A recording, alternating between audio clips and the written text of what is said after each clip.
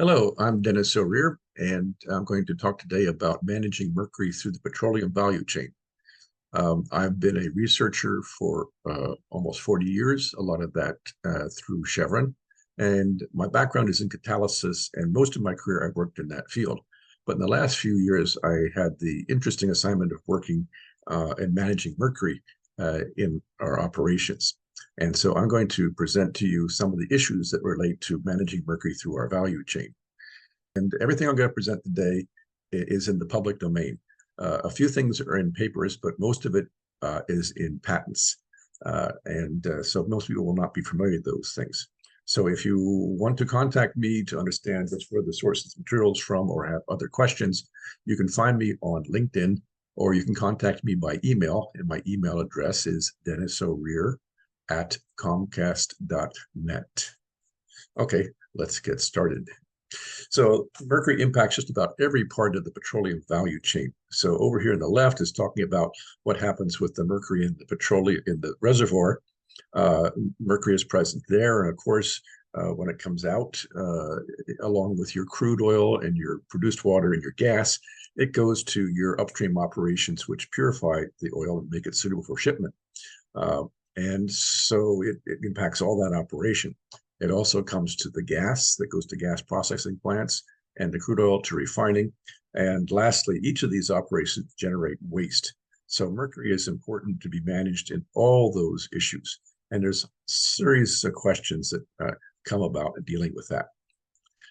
So I'd like to start by talking about a definition, and that is, what are high mercury crudes? This is a definition that just is an operant one. It says that crude oils that contain more than 50 parts per billion mercury are typically called high mercury crudes. That is because they require special equipment in refineries to deal with the mercury to prevent it from damaging the equipment and ending into the products. So refineries that install that equipment, they make their living and buying high mercury crudes at a discount. And likewise, upstream operations that produce high mercury crude are faced with selling high mercury crude at a discount. So both in the upstream and downstream end of things, there's a significant desire to improve management of mercury. So let's start process, which is where we started, which is looking at mercury in crude oil. For various reasons, the general assumption that was made was that mercury in crude oil is elemental, but that didn't hold up with other things that we were finding. Shown here is the differences between a real crude, which is the orange, and a simulated crude, which is made by dissolving elemental mercury in white oil. And at room temperature, once you dissolve mercury in white oil and you strip it with nitrogen, very rapidly that mercury evolves and goes away. So it's quite volatile, and it is stripped out of the hydrocarbon. But in contrast, the mercury that's in the stabilized crude is not stripped. Now, stabilized crudes are ones that do not contain volatile materials like propane and butane. Stabilized also means that they are suitable to be transported in crude cargo tankers because they don't produce a lot of gas, which would be a fire and an explosion hazard. So removing the butanes and so forth takes a raw crude into a stabilized one. And those crudes have mercury in them, but the mercury is not strippable. The other thing we see is that the mercury in the crude oils can be removed by laboratory filtration. And when we look at the sizes of the particles that are removed, we see that some are quite large, above 20 microns, and some are extremely small, less than half a micron. And it's quite variable. And the way we get this is by looking at different size filters and seeing how much is removed in each case. The mercury can also be removed by laboratory centrifugation, but it has to be a relatively high-speed centrifuge operating for a long period of time. So here's some of the key differences between mercury in crude and elemental mercury dissolved in hydrocarbons. Mercury in crude is not volatile, but it can be removed by filtration or centrifugation. Elemental mercury dissolved in hydrocarbon is volatile, but it's not removable by filtration or centrifugation. So there's something different about that. Elemental mercury in crude that is different from elemental mercury. And the mercury in the crude is part of the BS&W, base sediment and water, which is the sediment part. And it's not elemental mercury. And it's also not an organometallic compound like dimethyl mercury. Both those are volatile and not filterable. So fortunately, it's not those guys, especially the dimethyl mercury, which is very toxic. So we were able to figure out what the mercury was. Initially, we tried to use conventional X-ray diffraction, but we couldn't see any peaks associated with mercury. They just were not present. We couldn't see them. And what we found by using XAFs and TEM was that the mercury was present predominantly as metacinnabar with traces of a related dithiol species. The metacinnabar is in nanometer-sized particles. So the original overall particle is in the range of microns, but this is in the range of microns, but the individual mercury sulfide particles are nanometer. Furthermore, the metacinnabar particles are highly disordered, and we know that these coat the outside of the supporting materials, and the supporting materials in this case are formation sand and corrosion products. The reason we know this is that we can leach the mercury out of the crude oil by using things like sodium sulfide solutions in water or treating it with iodine and followed by thiosulfate. Both those technologies don't touch the formation material or the corrosion products, but they do remove the mercury. So therefore, the mercury sulfide has to be on the exterior of the particles. The crudes contain anywhere from 50 to 1,000 parts per billion, but the mercury in the solids that are removed is typically 3 orders of magnitude higher. So it's quite a difference. So the next thing to think about are the clues to the geochemistry of mercury's origin in petroleum. And we know that mercury, when it comes out of the reservoir, is present as 2 species. It's present as both elemental mercury and mercury sulfide. Mercury sulfide is in the stabilized crude. The elemental mercury is present in the gas.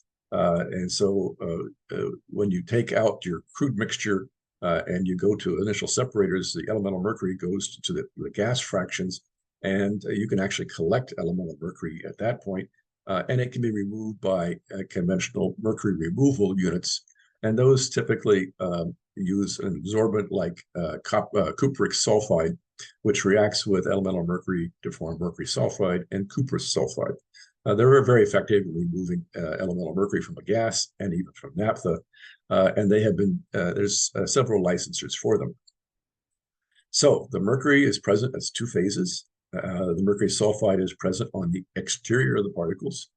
It's very small particles and also very irregular in shape and size, very poorly crystallized.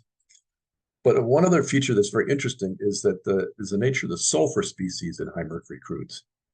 They have low levels of sulfur, but not zero sulfur. The sulfur that's in the high mercury crudes is exclusively thiophenic. There's little or no mercaptans present in that crude. So this leads us to the hypothesis about how mercury ends up in reservoirs. Here's a trap that catches evolving gas and oil materials and puts it in an underground reservoir in formation sand. So there's some source rock that gets heated up and evolves the crude oil and the gas, and they collect up here. Similarly, there would be a source for elemental mercury vapors, and that could be coal, and that gets heated, and the elemental mercury rises and enters into the same reservoir. Now, elemental mercury is not very soluble in water, but it is quite soluble in hydrocarbons, so it goes into the crude oil. And our belief is that the elemental mercury reacts with the mercaptans and the disulfide and related species. And in the organic phase, it gets converted to very small particles of mercury sulfide. And because it's a reaction that occurs in the organic phase and not the water phase, there's very little mineralization. And that's what causes the mercury sulfide particles to be highly disordered. And so eventually, as this process continues, the elemental mercury consumes all the mercaptans in the crude oil, and then it accumulates in the gas phase as elemental mercury. So this picture explains all the results that we've seen. Next thing to look at is the mercury in the upstream separators. You have mercury in the crude oil, in the gas, and the water and sediments coming into your inlet separators, your slug catchers, and the elemental mercury goes overhead to gas purification systems, and the crude oil goes to your stabilization sections where the propane and butane are stripped off, and the elemental mercury goes with that.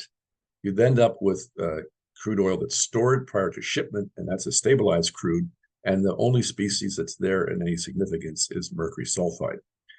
The gas gets treated to remove elemental mercury in an MRU, and then it's shipped out usually by pipeline. So this is the operation that occurs in most upstream facilities. Now, mercury is also impacting gas treaters. So gas treaters remove acid gas. That can be either hydrogen sulfide, of which there's very small amounts present in gas from high mercury crudes, or CO2. But what we see is that elemental mercury is partially absorbed in the amines. So your sour gas comes in here. The elemental mercury goes two ways. Some goes out with the sweet gas, which has been treated with the lean amine, and the acid gas components are there. And then the mercury in the rich amine goes over to the regenerator, where it's desorbed and comes out in the acid gas. Now, interestingly enough, that acid gas, which can be very high levels of hydrogen sulfide.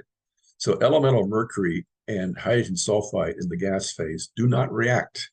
The elemental mercury is carried downstream in the acid gas stream. And when it gets to facilities that convert the acid gas to either sulfuric acid or elemental sulfur for sale, the mercury ends up in those products. Another interesting feature is that the mercury accumulates in the amine loop. So in your lean amine, you can take a sample of it and you'll see hundreds of ppb of mercury in that system. That is a different form of mercury. It is not filterable and also not volatile. So we believe it is an anionic species, which is stabilized at the high pHs of the lean amine, and it's probably one of these anions. So this type of anion system was called by Pauling as part of the tin group. And mercury tends to form a large number of soluble anionic species, which are stable at high pH and other conditions. Likewise, eventually sludge will form, and that can contain parts per million levels of mercury, and it's most likely in the form of metacinnabar. So when you're cleaning up these facilities, beware that mercury is present in several different forms. Glycol treaters see something very similar in that the mercury ends up coming out in your glycol overhead, and your deposits, your sludge that forms in a glycol unit can contain mercury in it. Now let's switch over to refining and talk about crude distillation. And this is one of the areas where we started on that caused us a lot of confusion. So what is observed is that when you process a high mercury crude, you will see elemental mercury in the overhead sections of the unit. That's in the propane and butane sections, and also to some extent in the naphtha. It's volatile and goes overhead. So that led us to think that elemental mercury was present in the crude oil. But now we know that it's not the case, and that it's present there as mercury sulfide nanoscale particles. So what must be happening is that these nanoscale particles get decomposed in the crude distillation column in the furnace and in the reboiler to convert to elemental mercury and sulfur, which reacts with other species. And then that mercury goes overhead. So what led us to some confusion is that a lot of the older references said that mercury sulfide would stable up to 750 degrees centigrade, which is quite higher than the temperatures that we would encounter. But it turns out, after looking at what that original reference was, it was based on a thermodynamic equilibrium calculation between mercury sulfide and an atmospheric pressure mixture of elemental mercury and S2 gas. That's not what we see. Other studies have confirmed that mercury sulfide will compose at temperatures more consistent with what we see here. But the story's not done. So refiners don't typically process a high mercury crude by itself. They blend it with conventional crudes. And what can happen is that the sulfur compounds in those conventional crudes during heating and distillation can be converted to mercaptans and disulfides, and they go overhead and with the elemental mercury. They can react with the elemental mercury and form very small particles of metacinnabar again. And those small particles, they're different from these because these small particles are neat. They don't have any other associated phases with them, where these had decorated the outside of formation sand and scale. These small particles can go downstream where they can get to the filters of mercury removal units and they can plug them. And this story is not done yet because what happens in crude distillation columns is that to control the acid gases and corrosion, they will inject a water stream of has some ammonia in it. That ammonia and the water and the H2S can form ammonium sulfide, which are very effective in dissolving elemental mercury, mercury sulfide. So the mercury gets dissolved in the water that comes off the crude unit. And where does that water go? It goes back here to wash the crude in a desalter.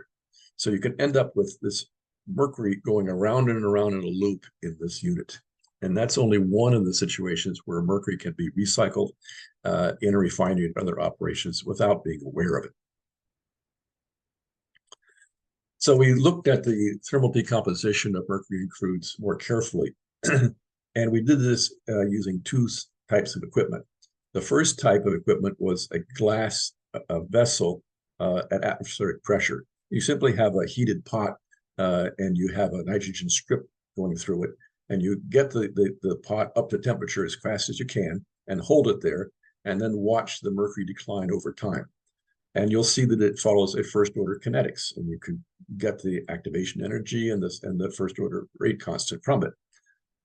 We also look at the kinetics using a high pressure micro unit operating at around 2,000 pounds. At that pressure, the crude oil does not boil.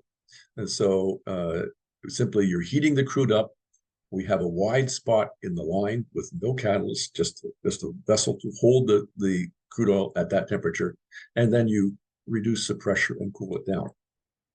And so we can get kinetics out of that way. So in the high pressure unit, you're talking about integral kinetics because you look at the kinetics as a function of the space rate and your residence time in that holding vessel. Whereas in the glass unit, you're looking at the evolution over time of the measurement. So two different measurement techniques and at very different temperatures.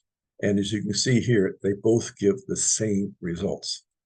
Frankly, I'm not aware of any other study that looked at kinetics with such different pressures and such different methods that gave the same results. And when you have the high pressure unit, what you could do is, and what we did in the lab, is after you reduce the pressure and cool the crude down, you simply strip it and the mercury comes out and then you collect it and analyze it. The next thing to think about is decommissioning. So when you operate a high mercury crude in a refinery or any type of operation for any length of time, you're going to deposit mercury on the surfaces of your equipment, especially metal surfaces. And if you go to decommission your equipment and sell the metal, a smelter will require the mercury content to be less than typically 1 part per million. And so it's important to understand just what form the mercury is at in these equipment. And what we see is that the mercury forms a very, very thin scale of mercury sulfide on the innermost layer.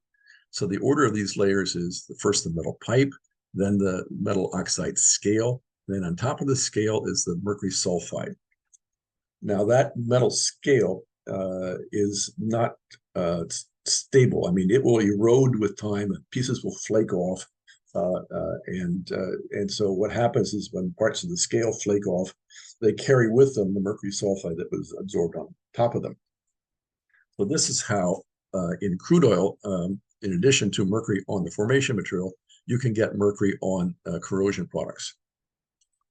So one way to get the mercury out of a pipeline is to use something like a descaling pig, which goes there and literally scrapes the walls and removes not only the mercury sulfide, but some of the scale. So that can do a good job of removing it for situations where you have a clean shot at the surface.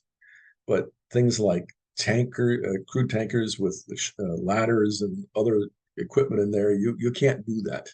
You might sandblast it, but then you're going to end up with a large amount of the abrasive sand that you have to dispose of that's going to have mercury in it. So a preferred method that is used in many cases is to use chemical cleaning. And there's two different routes to do that. You can use things on the caustic side or the acidic side. The caustic side, you use things like sodium sulfide, again, NaSH in water, and that is very effective in dissolving mercury sulfide. On the acidic side, if you use a conventional acid like sulfuric acid, it's not going to be too effective. You have to add an oxidant with it. So sulfuric acid with some nitric acid added to it is a nasty material, but it is very effective in dissolving elemental mercury. So after you've dissolved 90+% of the elemental mercury from whatever surface you're dealing with, you're ending up with these tanks of solution that you have to work with. In both cases, you can neutralize them and precipitate them, and you'll end up precipitating mercury sulfide as a layer in the bottom of the tank as a sludge. And you can filter that, and then you end up with a high mercury solid waste. And the solution that's left many times can be disposed of as a conventional wastewater rather than something that's a hazardous waste. But all the disposal options for these things depend on all your local regulations. And in some cases, the regulations can drive you in some bizarre ways. They may say that the disposal of mercury wastes that are extremely high in mercury is very expensive. And in that case, it may be best to stop your process when it doesn't get to that high concentration and dispose of it that way. But again, you have to tie all this in with the local regulations. Next thing to think about is mercury in wastewater. Now, a long time ago, people used to say that when you ever measured mercury in water, it was something like mercury chloride, and that's simply not the case. What's happening is in both your upstream operation, where you separate a gas from crude oil and water, and then you have refining, where you have crude oil tanks and you add water and you go to a desalter. So in both these cases, what you can see is that the mercury sulfide particles can accumulate or do accumulate at the interface between the oil and the water. And likewise, this happens at the interface of the oil and the water in refining. Now, ordinarily, crude oil and water don't mix and form an emulsion. But if you add a solid to that material that accumulates at that interface, then you can form what's called a Pickering emulsion. The solids act to stabilize the emulsion. And an example you may be familiar with is salad oil, salad dressing. So if you have oil and vinegar and you shake them up and mix them, they'll separate fairly quickly. But if you add all the spices of the Italian seasoning in there, shake it up, they'll stay as an emulsion because the solids act to stabilize the emulsion. So in both these cases here, we have this mercury sulfide salad dressing that accumulates at the interface. Now, there's no special draw for the interface, so that solid material just starts accumulating at the interface over time. And what happens eventually is you get so much solid at the interface that it starts to drop slowly into the water phase. You get literally like raindrops coming off the interface going down. And these are carrying a lot of oil with them. They're oil, solid, water, and you end up accumulating enough solids in there that they're no longer stable at the interface. They're just heavy enough to get into the oil phase, but they're almost neutrally buoyant. So you'll get these droplets in the produced water or in your wastewater that are, you can see little black droplets of oil, but they're actually droplets of oil and water. You will, however, see some of those settle all the way to the bottom here or in crude tanks. And in crude tanks, what you'll see is you'll see a oil layer at the top with the crude oil. You'll see a water heel, and underneath the water heel, you'll see a layer of oily solids. So the way the oily solids get there is by this process by which the Pickering emulsion becomes unstable with so much solid, and the solid droplets of oil and water sink to the bottom. Now, what happens in the crude you can in an upstream operation, you can take your oily material here and you try and recover the oil from it, and you get skimmed oil, which is commonly called slop oil, and you put that blend that with your oil here to sell it. And if you look at how much mercury comes off your separators versus how much comes in the slop oil, you can find that there's more mercury coming into this blend from the slop oil than was out of here. So you can get more mercury going on this loop than down there.